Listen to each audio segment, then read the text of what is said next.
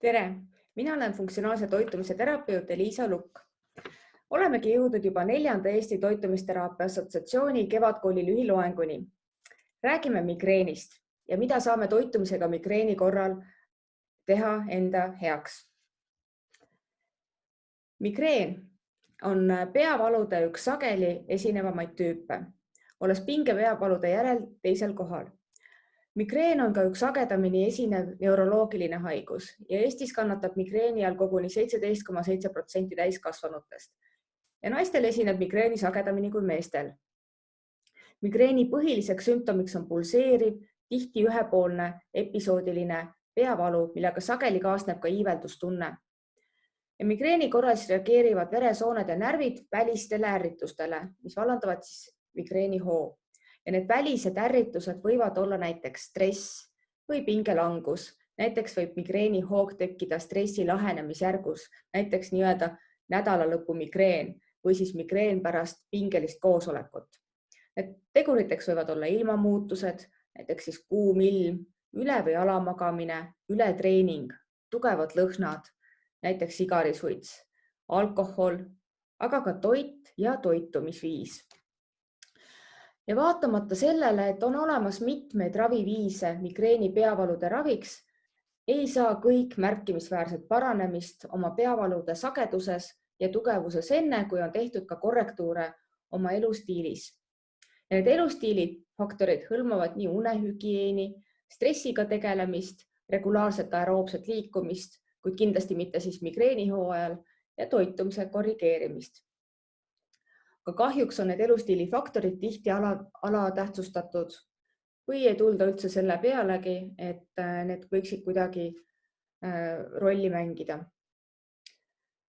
Toitu ja toitumist saame kasutada migreeni peavalude ennetuses ja ravi toetamises. Just ennetuses ja ravi toetamises, kuna migreeni ei saa täielikult välja ravida, kuid sellega on võimalik õppida elama, kui me leiame üles just need meie individuaalsed peavalude vallandajad. Samuti on võimalik leevendada ka sümptome migreeni ajal. Näiteks kui tekivad iiveldused, mis on tihti ka kaasnevad migreenidega. Et iivelduste vastu näiteks osadel inimestel aitab ingverist valmistatud jook. Migreeni ajal võib kaduda ka söögiisu. Aga see, kui me ei söö, see võib omakorda süvendada just seda halba olekut ja peavalusid, mistõttu me peaksime sellest olema teadlikud ja võtma kas või väikseid eineid. Ja kindlasti peaksime hoidma ka keha hüdreerituna. Ja sellel slaidil ongi välja toodud migreeni vallandavad faktorid, mida me saame toidu ja toitumisega mõjutada. Üks suurimaid migreeni peavalusid esile kutsuvaks faktoriks on toidukordade vahele jätmine ja paastumine, mida on uuringutes välja toodud esile kutsuva faktorina isegi 40–57% migreeni käes kannatajatel. Ja mõnes uuringus on isegi välja toodud, et kuni 82% tekitab toidukordade vahele jätmine migreeni peavalusid. Nii et jah, et me ei saa regulaarse toitumise olulisust kuidagimoodi üle tähtsustada. Ja see, kui me jätame neid toidukordasid vahele, et see võib tekitada meile hüpoglükeemiat. Ja see võibki tekitab seda, et meil veresuhkur läheb liiga alla. Ja seda lisaks sellele, et me jätame toidukordad vahele või paastume, tekib hüpoglükeemia. Hüpoglükeemiat võib tekitada samamoodi ka see, kui me tarbime liiga palju kiiresti veresuhkrut tõstvaid toitusid. Järgmiseks võib erinevatel inimestel tekkida tundlikkus toidu vastu või ka toidus esinevate keemiliste ühendite vastu. Kas nad on seal loomulikult, näiteks need vasoaktiivsed amiinid või nad on lisatud, näiteks aspartaam. Ja migreeni võib põhjustada ka toitainete puudus. Näiteks on välja toodud magneesiumi puudust. Siis on teatud toitainete puudus, mis viib meid siis mitokondrite talitushäireni ja on toodud ka välja, et madal serotoniini tase panustab migreeni peavalude tekkesse. Et ka see madal serotoniini tase võib tekkida siis teatud toitainete puudusest. Ja ka migreeni nagu ka paljude teiste terviseprobleemide korral me ei saa mainimata jätta seedesüsteemi olulisust ja ka seda, et milline siis on meie soolebakterite tasakaal. Et see, kui hästi meil töötab siis seedesüsteem, sellest sõltub, kui hästi me oma toitaineid imendame. Sellest sõltub ka see, kas me talume kõiki toiduaineid või tekitab mingisugune toiduaine meil talumatust ja läbi selle siis ka probleeme. Ja leitud on ka seos kehakaalu ja migreeni sageduse vahel. Ja me vaatame kõiki neid tegureid natuke lähemalt ja ka seda, et mida me siis saame ette võtta, et neid puuduseid toetada või likvideerida. Ja esimesena, mida me võiksime teha, kui meil on probleeme migreeniga, me peaksime vältima hüpoglükeemia tekkimist, tasakaalustama selleks oma veresuhkru.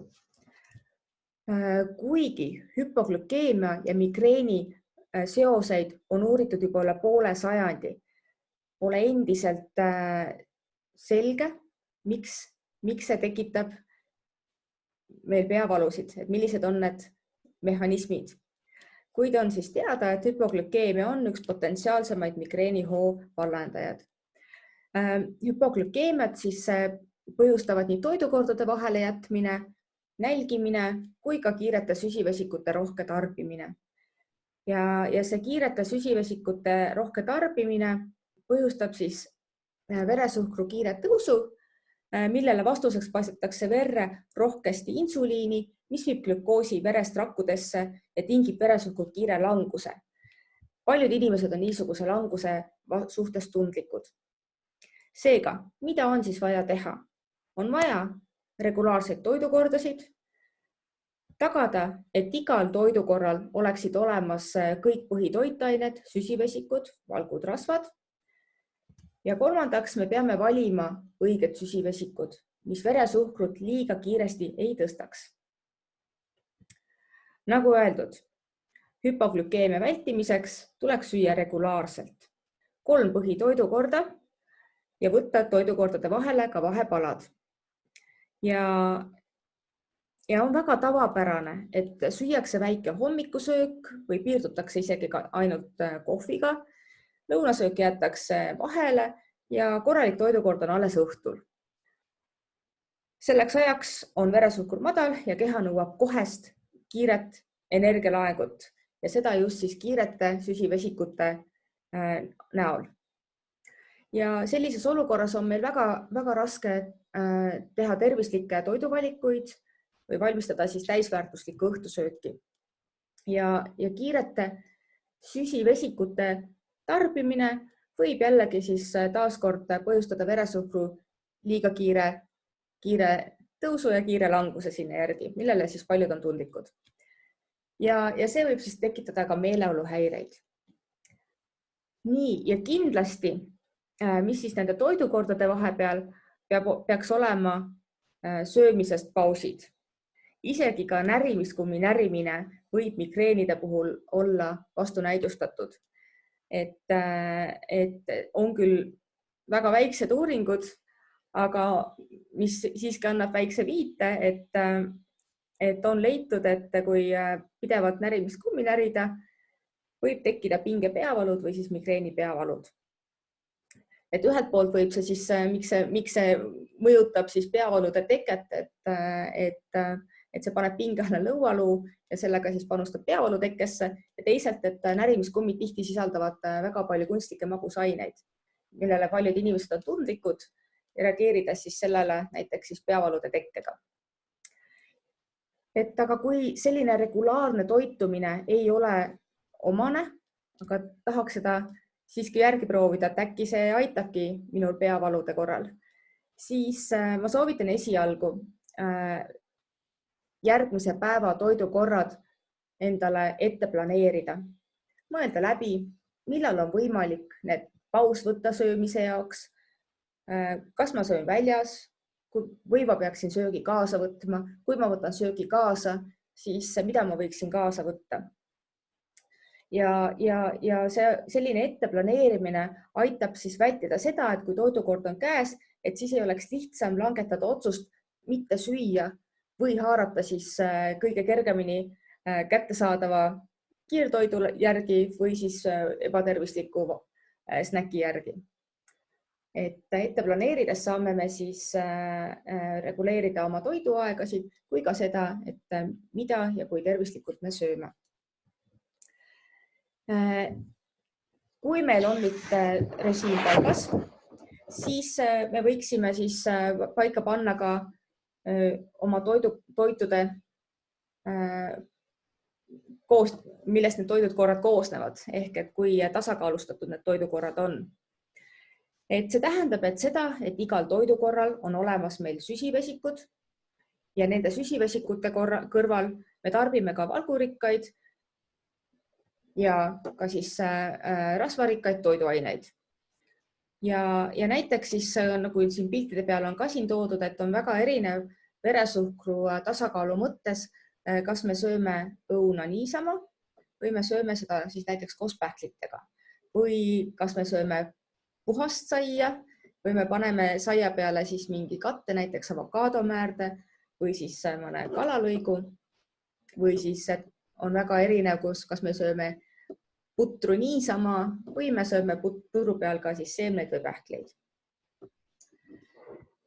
Kolmanda olulise punktina siis veresuhkru tasakaalustamisel tuleks siis teha parim valik süsivesikute seas, et missugused need süsivesikud on, mis meil siis sellel igal toidukorral olemas olema peavad. Süsivesikud on siis need, mis tõstavad meie veresuhkrut ja need nii-öelda õiged süsivesikud peaksid aitama meil veresuhkru normaalsena hoidma. Ja kahjuks ei ole kõik süsivesikud selles ülesandes võrdsed. Osad süsivesikud tõstavad kiiremini veresuhkrut, osad aeglasemalt. Ja selline hästi lihtsustatud näide on selle slaidi peal, et kuidas siis lihtsüsivesikutest, nii-öelda nendest ka siis lauasuhkrust, mis on siis diisahariid, et me saame kergemini glükoosi omastatud. See mõjutab meie veresuhkrut siis kiiremini kui siis see, kui me tarbime komplekssüsivesikuid, näiteks siis täisteravilja, kus me peame siis, kus on keerulisemad struktuurid, kust on seedesüsteem peab siis vaeva nägema, et sellest glükoosi molekule vabastada, mida me saame siis omastada. Et need on siis nii-öelda kiired ja aeglased süsivesikud. Ja näiteks on siis, ma olen siia slaidi peale ka pannud paar näidet nii-öelda kiiretest ja aeglastest süsivesikutest. Ehk et kui me võtame õuna, et kui me sööme selle õuna, närime niisama ära või kui me pressime sellest õunast õunamahla välja. Ühel juhul me sööme õuna, kus on ka kiudained sees. Ja teisel juhul me joome õunast tehtud jooki, kust me ei pea enam, siis ei ole enam kiudaineid. Me saame sellest kergemini glükoosi kätte. Et nende mõju veresuhkrule on erinev. Või siis, kui me võtame pudru, et üks on siis tehtud rafineeritud teraviljast, teine on täisteravili. Et need mõjutavad väga erinevalt meie veresuhkrut just tänu sellele, et üks on ära töödeldud, kergemini omastatavaks versus siis teine täisteravili. Ja seetõttu on siis hea mõte vähendada rafineeritud süsivesikuid, suhkruid, nende tarbimist vähendada ja toidulaual peaks olema siis rohkem täisteratooteid. Ja loomulikult köögivilja, kaunvilja, vähemaguseid puuvilju ja marju. Ja kui me tahame siis neid nii-öelda kiireid süsivesikuid tarbida, ehk siis valgest jahust tooteid, suhkrurikkaid tooteid, ka kuivatatud puuvilju või siis väga magusaid puuvilju, siis me võiksime piirduda väikeste kogustega ja pigem neid harvem tarbida. Nii, kui me nüüd ja lisaks kiudainetega seoses on ka uuringuid, mis on leidnud, et kiudainete rikas toit vähendab migreene. Ja minnes nüüd siis toiduainete juurde konkreetsemalt, siis on mitmeid toite ja lisaaineid, millel on leitud seos migreeni peavalude vallandumisega. Tehes siis kindlaks, et milline toit või siis toiduga seonduv keemiline ühend mõjutab migreenide vallandumist, võime siis vähendada migreenide sagedust ja ka kestvust. Ja tüüpilised pahategijad, nii-öelda pahategijad toiduainetest on alkohol, kohv või siis selle kohvi sees olev kofeiin, šokolaad, aga mõnel inimesel ka jaanikaun, pikalt laagerdunud juustud, tsitruselised, liigne sool. Ja mõnel juhul on vallandajaks üks konkreetne toiduaine või keemiline ühend, teisel juhul võib selleks olla hoopiski erinevate nende toiduainete kombinatsioon. Näiteks vein juustuga või siis miks mitte ka šokolaadjuustuga, et mis siis hoopiski koostoimes vallandavad peavalu. Kui me vaatame neid natukene lähemalt, siis alkoholi puhul tuuakse välja just eriti punast veini just migreenide vallandajana. Ja alkoholil võib olla siis kiire efekt või kohene efekt ja tal võib olla ka siis nii-öelda hilinenud efekt. Ja veini puhul see eriti veel sisaldab türamiini, sulfiteid, histamiine, mis on ka siin teisel pool tulbas välja toodud, sisaldab erinevaid aineid, mis kõik võivad mõjutada nende peavalude vallandumist. Kofeiini leidub nii toiduainetes, aga ka teatud ravimites ja mis on kõige sellisem huvitavam on see, et ka peavaluravimites osades võib leiduda kofeiini. Kofeiin tõstab madalal kuni mõõdukal tasemel sellist meie valmisolekut, kontsentratsiooni ja ka energiataset. Aga kui me nüüd tarbime teda liiga palju, on välja toodud, et see liiga palju on üle 300 milligrammi päevas, et siis ta võib hoopiski põhjustada meil ärevust, unetust, ärrituvust. Ja kofeiin on selles mõttes huvitav siin peavalude puhul, et kuna ta võib halvendada, aga ka leevendada peavalusid ja sõltuvalt siis sellest, et missugune on see kofeiini doos ja kui sageli me seda kofeiini tarbime. Harva kasutades on kofeiin peavalude vastu efektiivne, aga kõrges doosis igapäevaselt tarvitatuna on ta seotud peavaludega. Ja peavaludega on kindlasti seotud äkiline kofeiini tarbimise lõpetamine ja seda just tavaliselt inimestel, kes tarbivad regulaarselt vähemalt 200 milligrammi päevas kofeiini. Ja mida suurem on siis kofeiini baastase, seda suurem on tõenäosus, et kofeiini võõrutusel saame peavalud.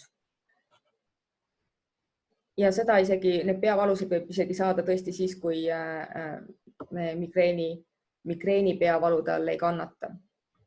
Nii et need, kes, kui tahetakse loobuda kohvi joomisest, siis peaks seda tegema järk-järguliselt. Nii, siis lähme see teise tulpa. Et siin on siis keemilisi ühendid, mis on ka leitud, et tekitavad peavalusid. Et siis näiteks see ongi esimene fenüületüülamiin, mida leidub šokolaadis. Siis on veel veelamiine, nagu türamiin, histamiin, aga peavalude vallandajana loetakse ka siis lisa- ja säilitusaineid.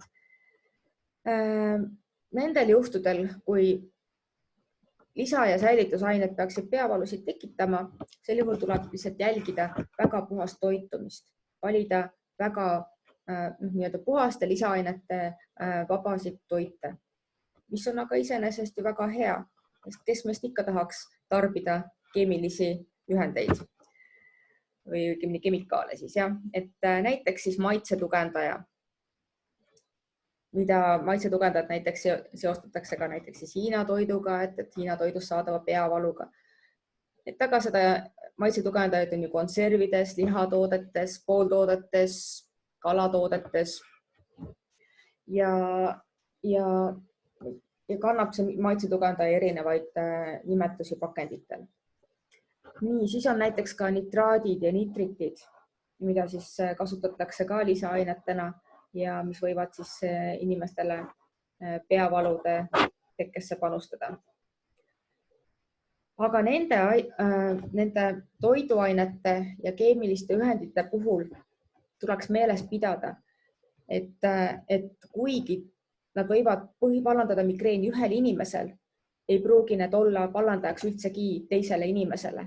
Et näiteks kui ühel inimesel põhjustab šokolaadi söömine migreeni peavalusid, siis teisel ei pruugi šokolaadiga mitte mingisugust enesetunde halvenemist tekkida. Et nii on ka leitud uuringutes, näiteks ühes uuringus leiti, et kus uuriti siis jaapanlaste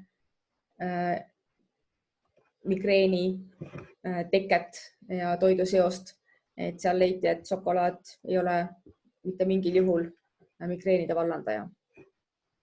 Nii et kõigil ei ole vajalik kõiki toiduaineid välja jätta. Tuleks endale siis välja selgitada, et millised need mind mõjutavad toiduained on. Raskeks teeb see muidugi veel selle, et erinevatel perioodidel siis nii-öelda, et võib olla ka mõju näiteks menstruatsioontsükkel või siis meil on mingi suurem stressiperiood või magamatus, et näiteks nendel perioodidel on teatud toiduaine probleemiks, aga tavaliselt ei ole. Et aga seda, et kuidas nüüd seda enda puhul kindlaks teha, oleks kõige parem pidada detailset toidu ja peavalude päevikut, mis iseenesest, kuna neid faktoreid on palju, et ka elustiili faktoreid on siis palju, et siis seda peaks täitma mitme kuu jooksul, et hakata mingisuguseid seoseid leidma. Keeruline on selle päeviku pidamine selles mõttes, et see nõuab distsipliini, järjepidevust, et aga hea on selles mõttes, et see on odav viis välja selgitada, mis need minule probleemsed toiduained on ja edaspidi siis teadlikult toitu valides või siis teatud toiduainete vältides saame me siis oma migreeni sagedust ja võib-olla ka kestvust vähendada ja see annab ka sellise kontrollitunde enda tervise üle. Ainuke jah, et neid toitumisharjumusi muutma hakata, et selleks peab ka jällegi tugev tahe olema ja et seda rakendada ja ellu viia. Siin slaidil on siis välja toodud, ma lähen mõne juurde veel natukene täpsemaks, näiteks siis see türamiin ja histamiin, et mis need on ja kus neid leidub.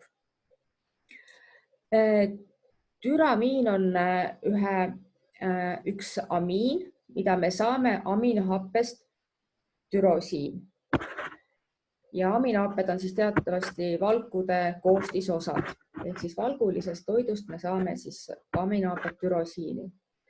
Ja siis sellest türosiinist türamiin tekib näiteks pikalt laagerdunud juustudes, kuivatatud lihas, suitsukalas, fermenteeritud toodetes.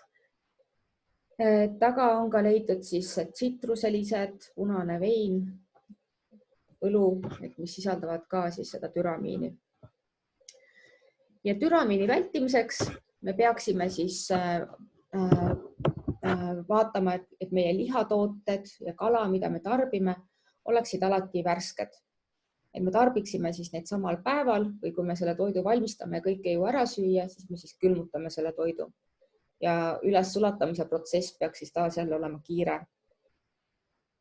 Me ei jäta toitu toatemperatuurile seisma. Ei tarbi suitsetatud, fermenteeritud, laagerdatud, marineeritud, fermenteeritud tooteid või haputainetooteid. Viskame ära riknenud toidu, liiga üleküpsenud puuviljad ei pruugi hästi mõjuda. Aga jah, et kahjuks kuumutamine türamiini sisaldust ei vähenda. Siis on järgmine on veel histamiin. Et histamiin on ka siis amiin, mis pärineb aminohappest histidiin. Histamiin on iseenesest organismile vajalik ühend. Probleem tekib siis, kui meil seda histamiini saab liiga palju või kui me siis teda mingil põhjusel temast lahti ei saa. Näiteks siis, et kui meil puudub või ei tööta korralikult teatud ensüümid. Türamiini ja histamiini sisaldavad toidud kattuvad suures osas, sest ka histamiini tekib rohkelt toidu bakteriaalsel fermentatsioonil, mistõttu siis histamiini suhtes tundlikud inimesed võivad saada reaktsiooni näiteks ka lihatoodetest, mis ei ole ülivärsked, näiteks mitu päeva vana hakkliha süües. Ja lisaks sellele, et osad toidud siis võivad seda histamiini sisaldada, siis osad toidud võivad hoopiski histamiini vabastada. Siin on ka siis mõned väited välja toodud, et näiteks sitruselised, osad pähklid nagu kreeka pähklid, india pähklid, maapähklid, ka toiduvärvid, alkohol, lisaained. Et kahjuks tabelid, mida tuuakse nende toiduainete kohta, võivad sõltuvalt siis allikast natukene erineda. Et ka nende toitude puhul ei ole sellist 100% reeglit, et kõikidele inimestele, kes on histamiini vastu tundlikud, reageeriksid näiteks ka maasikatele või tomatitele. Et ka siin tuleks üles leida need oma individuaalsed tundlikkused. Ja probleem võib tekkida siin histamiini puhul ka siis, kui me tarbime aineid, mis blokeerivad histamiini lagundamist. Näiteks siis alkohol, teatud teed, teatud ravimid, mis võivad siis mõjutada seda, et histamiini lagundav ensüüm ei tööta korrektselt. Ja seda, et me siis seda liigset histamiini saaksime vältida, me peaksime vältima siis histamiini sisaldavaid toite, neid vabastavaid toite ja jooke, hoidma ka tasakaalus oma soolestiku mikroobse koosluse, sest ka see, kui meil on düsbioos ehk siis bakterite tasakaalutus, et ka see võib tekitada meil histamiini tundlikkust. Ja peaks siis ka vältima vitamiinide, mineraalainete puudust, milleni kohe jõuame ka siis järgneval slaidil. Toitainete puudusel võivad olla häiritud teatud ainevahetuse rajad. Ja see, kui palju meil on toitaineid vajalikke, sõltub meie toidu valikust. Ja kuna mul kusagil slaidil ei ole eraldi veel seda välja toodud, et siis ma ütlen ka selle slaidi juures ära, et ka veepuudus võib tekitada peavalusid. Ehk ka jälgige seda, et lisaks sellele, et on olemas korralik toiduvalik, on olemas igapäevaselt ka piisavalt vett tarbitud. Nii, aga need toitainete puudused siis. Et näiteks on migreeni peavaludega seostatud magneesiumi puudust. Magneesium on nüüd ülimalt oluline toitaine, et osaleb väga paljudes füsioloogilistes protsessides. Ja magneesium on siis taimedele rohelist värvi andva klorofülli molekuli keskmes. Ehk siis tänu sellele on teda palju tumerohelistes lehtviljades näiteks. Aga magneesiumi on palju ka näiteks siis pähklites, seemnetes, isegi mõnedes kalades.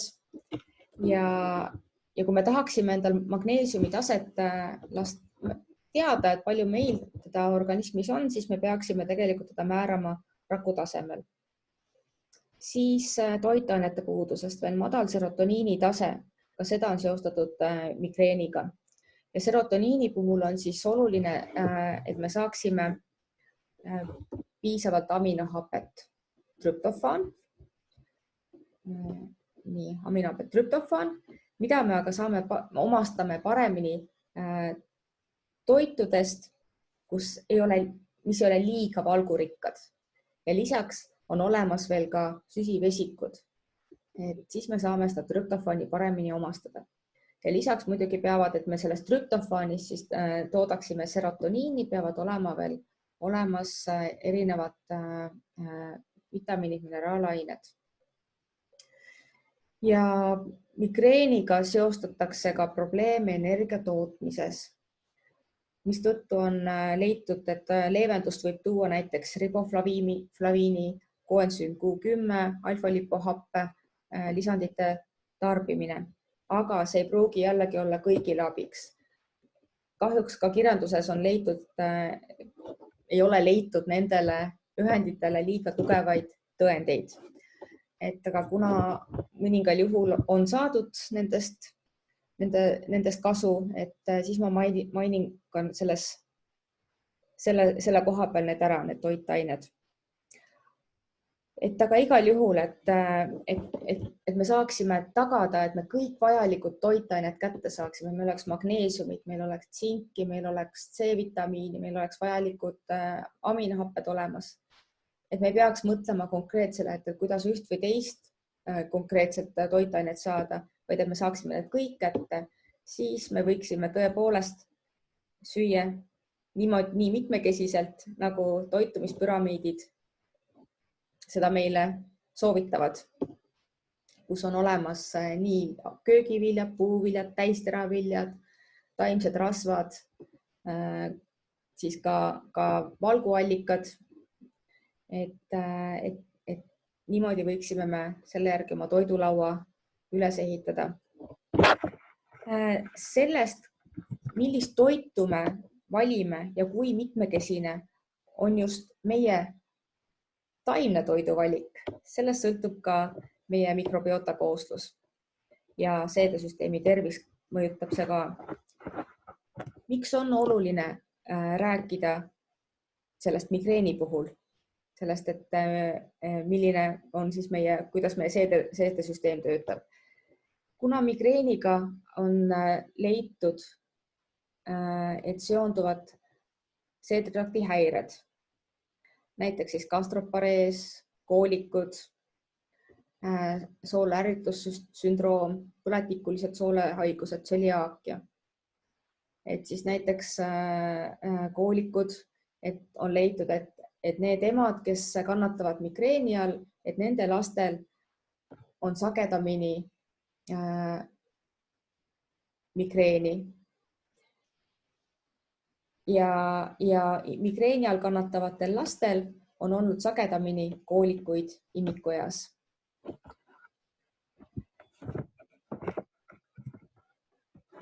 Aga kuidas me nüüd siis toetaksime seda, et meil oleks siis meile sõbralik mikroobikooslus? See on jällegi väga meie toitumises kinni.